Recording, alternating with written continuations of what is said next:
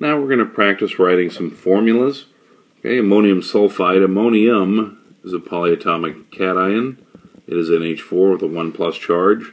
Sulfide implies this is simply sulfur as an anion, has a 2- charge, being in group 16.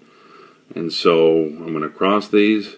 Ammonium goes down here, and this 2 comes down with it, so I have to put this ammonium in parentheses so that it doesn't look like 42, and then sulfur, and the 1 comes down this way. So this is the formula for ammonium sulfide. Iron 2 oxide. That 2 does not mean there are 2 irons. The iron 2 simply means that the charge of iron in this instance is 2+. Oxygen 2-, and so being equal and opposite, they're going to cancel. The formula, FeO. These are fairly straightforward. Anytime you have the prefixes, it just tells you the number of each element. So diphosphorous, that's going to be 2 phosphorus. And then pentoxide means that there are 5 oxygens.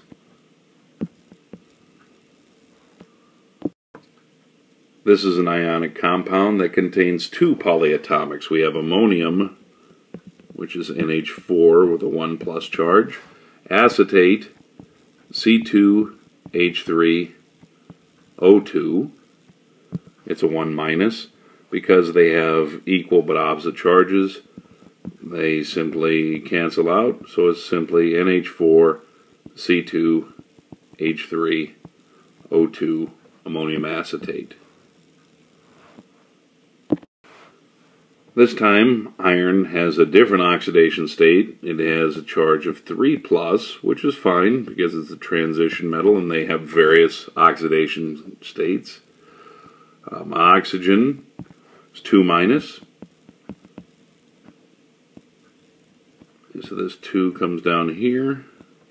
This 3 goes over here. Iron 3 oxide. For oxygen difluoride, okay, this is molecular, 1 oxygen, 2 fluorines. Oxygen difluoride. For calcium chloride, calcium is representative, being an alkaline earth metal, has a charge of 2+. Chlorine, being a halogen, is 1-. Calcium chloride, this 2 comes down this way. Calcium chloride.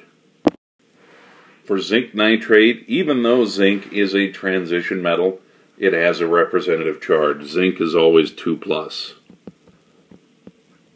The polyatomic anion nitrate